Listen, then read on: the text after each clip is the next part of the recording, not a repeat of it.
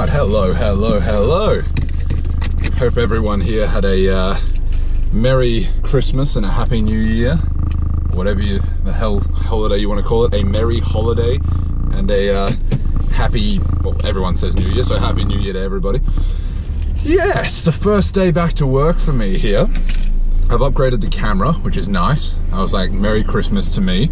Actually went and got myself a half decent camera. I hope. This is the first time using it, so I had no idea how well that'll come out.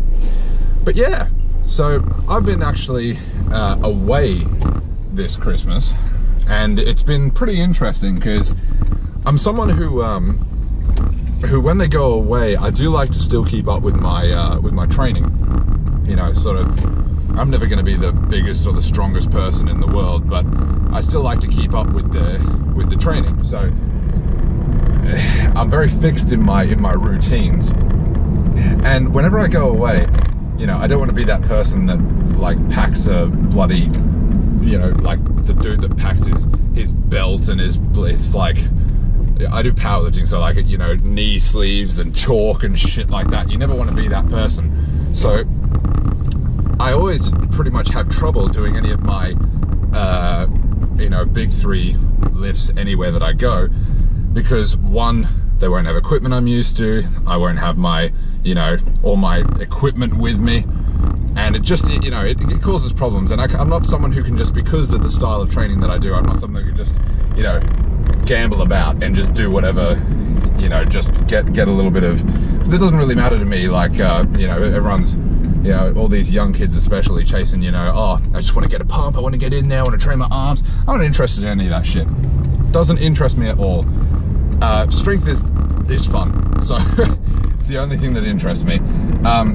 And not having familiar equipment for that can be quite dangerous. So anyway, I went away, and I usually try and get my big three, my, you know, bench, squat, deadlift in, and I went to all different sorts of gyms and limited equipment. It just make do. Everything actually went really well, especially because I didn't have my belt with me. I still managed to, you know, quite easily put up the weight that I was going to anyway, which gave me a lot of confidence, obviously, for when you get back and you have all your stuff and you dress up in your Superman outfit and your straps and your belt and your straps. What am I talking about? Your chalk, your sleeves, your belt, and you know, you're at your home gym, you've got the bar that you're familiar with, your weights. So anyway, I was at this one gym, and I won't name it, I won't tell you where it is, but I was there were two deadlift platforms. One was on a slant like this, like there was no way I was going to deadlift on that. I'd end up looking like Quasimodo, like the Hunchback of Notre Dame. Like there's no way, like you'd have to be an idiot to deadlift on that platform. And the only other person there was pretty much just some, you know, old school skinhead that was dancing around doing his own thing. So I'm not going to name, you know, any name. Just this is the situation. So I get out a bar, and they have, you know, nice, actually nice bars there. I will say that. And it's one of those like old school gyms where all the weight plates are from different, you know, companies and stuff like that. So none of them are the same size. So I'm skirting around like trying to find the thinner iron 20 kilo sort of plates. Anyway, there were bumper plates on a little rack behind the deadlift platform, but there was not many of them. I think you had like one set of 25s, one set of 20s. Just one set of basically everything, and they were freaking enormous. Like you couldn't put many of them on these bars. Anyway, I start to I pull out a bar and I find myself two thin iron plates, and I start putting them on the end, and I'm behind the deadlift platform to do this. I'm just going to roll the weight up onto the top of it. Anyway, this skinhead guy comes over. He goes, "Excuse me, mate." Yes? I'd actually prefer you deadlift on the platform. And I was like, yeah, I prefer that too. I was just going to roll it up there. I'm not going to just start throwing around deadlifts wherever you want, jump into the cable machine and rip out some bloody barbell deadlifts like a bloody savage. Like, I do have some class and culture. Of course I was going to deadlift on your platform. Yeah, that wasn't too big a deal. I was like, yeah, mate, okay, yep, I was just loading the weight here and then I got to put it on the platform, because as rubber stops, it's harder to load it on the platform, especially when it's an empty bar. Usually I just jack it up onto a plate and smush it together, but just for the first one, I just had it off the, okay, yeah, whatever, I could have done that on the platform. Next thing, and can you please change those weights? Excuse me? Yeah, I'd prefer actually that you use the bumper plates. Now, I've cottoned onto the fact, and I later found out for sure, that this guy actually owned this studio, so he wasn't just some random douchebag, like walking up to me and just throwing down all this like smack about what I should use for deadlifts. But anyway, I was trying to be very respectful, because it's not my studio, not my regular gym. And I go, mate, like, to be honest, I don't want to put the bumper plates on there because they take up too much space and there's not enough of them. And he goes, well, there's actually 160 kilos of bumper plates. And the minute he said that, there was nothing I could say that wouldn't make me sound like a dickhead. So I turned around and just went with it. I just embraced it. I was like, yeah, mate, so what do I do once I've finished half the warm-up? Like, I'm sorry, there's just that. What I was planning to do was work on 200 kilos, sets of 5.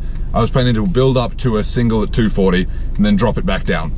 Those bumper plates, even if you had enough of those bumper plates to fit on the bar, you would have run out of space for the 20s. Yeah, there's just, it was a stupid suggestion. But I mean, I was wearing a hoodie at the time, and I'm not the, as I said, I'm not the biggest or the strongest dude in the world, but this guy was just, he basically heard that come out of my mouth and reacted exactly how I thought he would. Like, oh yeah, look at this young guy thinking he's just talking shit. Like, he's not actually going to be able to lift that. And he's like, he looks at me, he's like, that bar can hold, with those bumper plates on, it holds 180 kilos. I'm like, yeah, that's generally what happens when you have 160 kilos of weight and then a 20 kilo bar. Anyway, I was like, look, mate, I'm planning on building up to 240 and dropping back down and doing my working sets on 200. And he just looked at me like I was full of crap. Like, this was in a smaller country town, admittedly, and from what I saw there wasn't a lot of powerlifting going on. Like, as I said, I'm not even that good. Like, so imagine if someone actually half decent came in there and started throwing around some iron. It would be a disaster. This guy would like bloody have a conniption over there. But anyway, he sort of just said, all right, just deadlift on the platform. I was like, yeah, whatever. So as I was building up, I actually put a bumper 20 in between the iron 20s, just so he was a little bit happy. I think he was worried about the platform. He said, oh yeah, we have guys in here coming in deadlifting on the floor and wrecking the place. I'm like, these deadlift platforms look pretty much untouched. I don't think you have people who can hear deadlifting at all. And judging by the 160 kilos that you expect people to use, no one's doing it properly or seriously. Anyway, it got right under my skin at the time, because, you're in the gym, you're in that environment where well, I don't know about you guys, but, it gets very, very, hostile. Like, you attack whatever you're doing.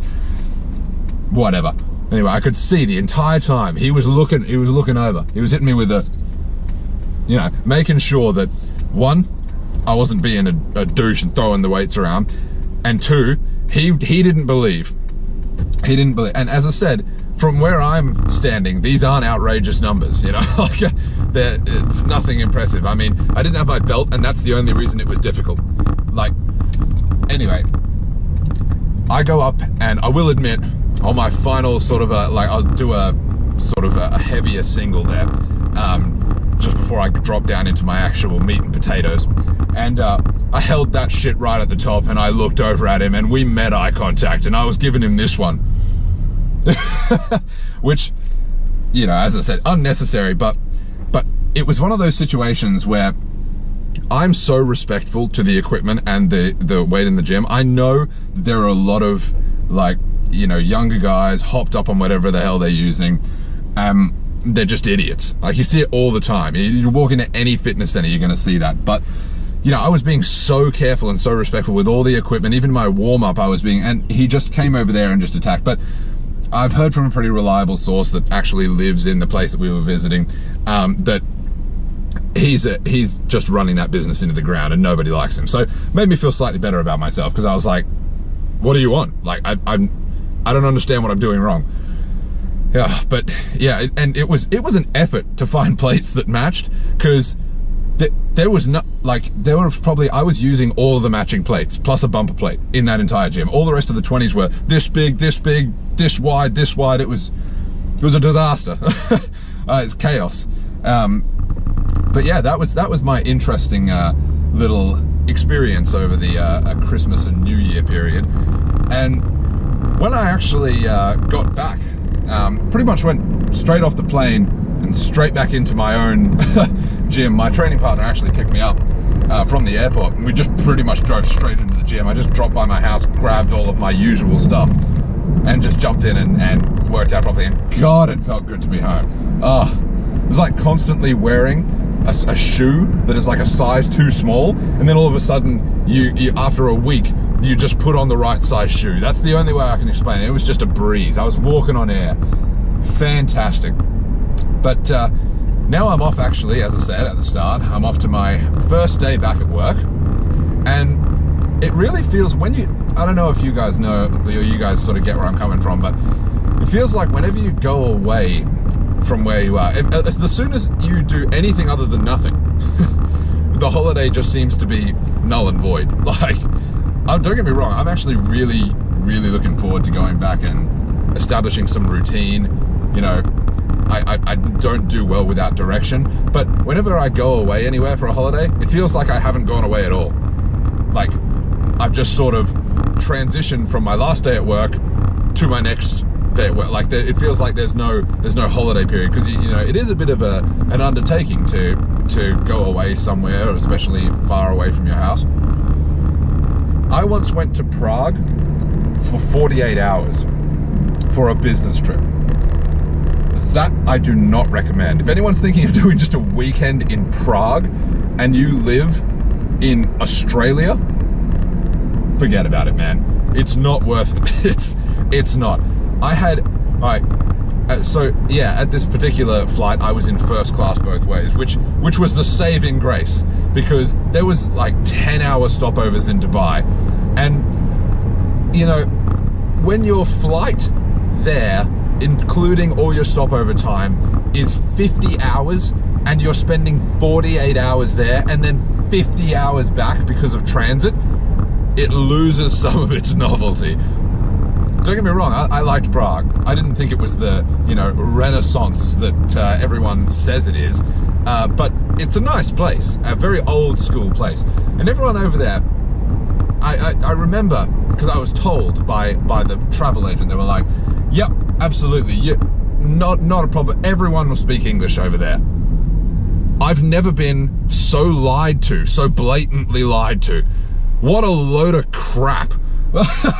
I met maybe 3 people that spoke English. Some people knew some English words, but that's not the same as speaking English. You know, I know some Japanese words. I know some like Hindi and Punjabi words, but I can't speak those languages. I'm not like, yep, I know how to say hello in Japanese.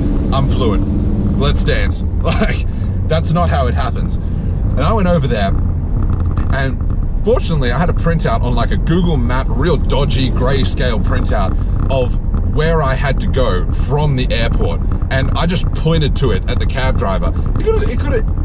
He had no idea.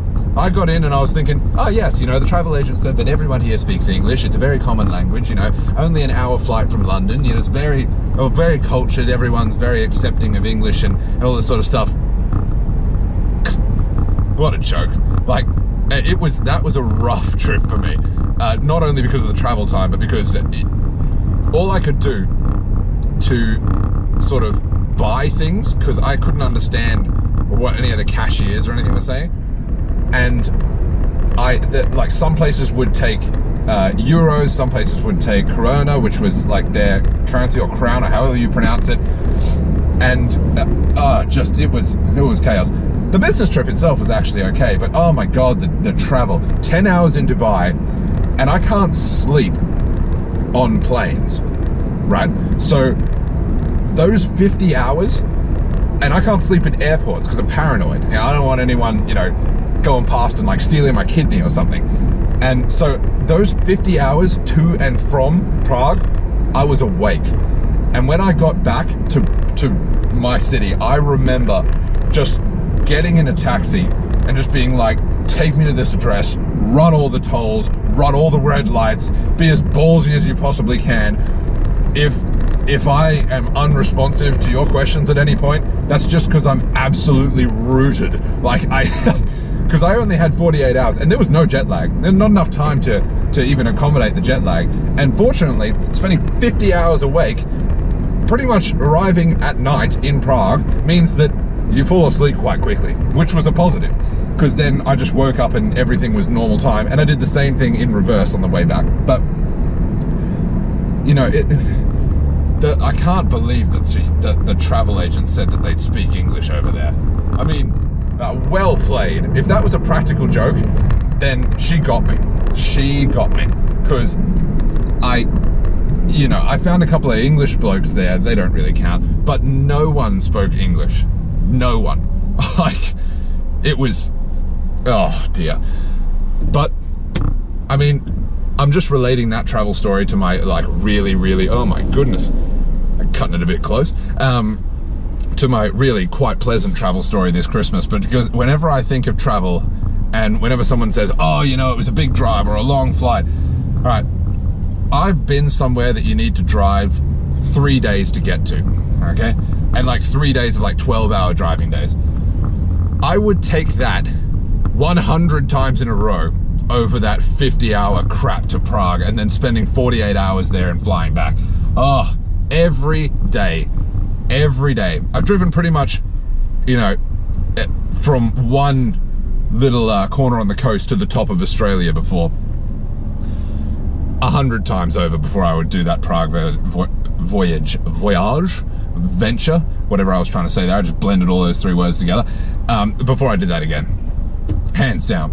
But I feel like the advantage of what I was talking about when you just kind of feel like you've left work and then it's been like 5 minutes and then you start up work again, is everyone's going on, like, you know, social media is a holiday mode, you know, oh yes, you know, wanderlust, all this kind of crap.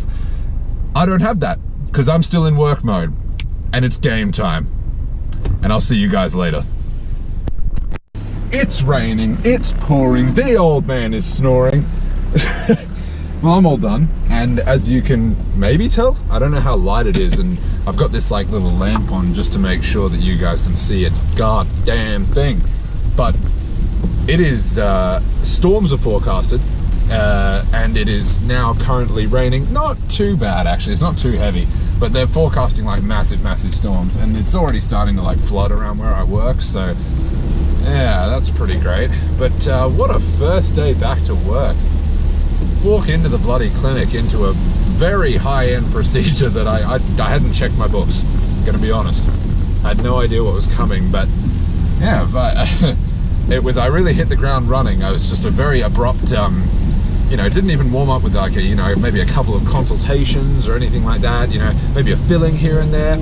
It was all just boots to asses. So that was fun. At least I had like my nicest patients all come in today, like all the people that I really genuinely like treating, like the people that you go the extra mile for them because they're so nice. And here's actually a message for everybody, like, be nice to your dentists and your doctors, and in fact just be nice to people, because if those people are ever in a position to give you something or do something for you, they're really going to put in that extra mile.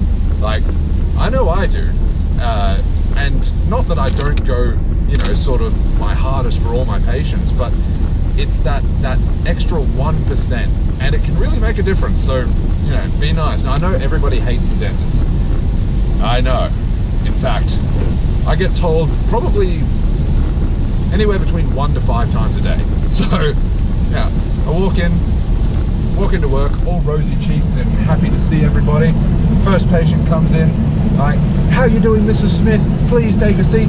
How are you today? My name's Nick, I'll be your dentist. She turns around and she goes, I hate you. It's not quite that blatant, but obviously I think dentists are one of the only people that have to deal with that. You you walk in and like, don't take this personally, but I hate you. I hate what you do. I hate everything you stand for. I probably hate you as a person. You're not aesthetically pleasing to me. I just hate you. And it does draw on the nerves a little bit. You block it out, but like, I'm trying to help. I know that everything we do hurts. I'm well aware of that. In fact, we try to minimize it. We've got all these fancy things to try and minimize how much pain you're in at the dentist. But science has only come so far. It's not us, it's science that you need to play. So I'm just trying to do a job. But yeah, I'm currently driving home through this rain. I've got about another 40 minutes ahead of me here. I actually don't mind driving through the rain. So thought I'd just touch base. The end of the day, end of day one, work done. I'm looking forward to the rest of the year. Actually, should be big things happening this year in terms of pretty much everything. I mean, not just work, but training. You know, obviously starting talking at people who aren't listening. But yeah, it should be very exciting. Tell us what you've got planned for your New Year's. That sounds fun. I want to hear what everyone, not their New Year's resolution, because that's all bullshit. That never actually happens. I want to hear what your aim is for this year, for 2018. That's going to be something I'm interested in. So until next time, I'll sign off. This is how I know the day is over. When the watch goes back in the case and the cupboard door shuts. The day is done.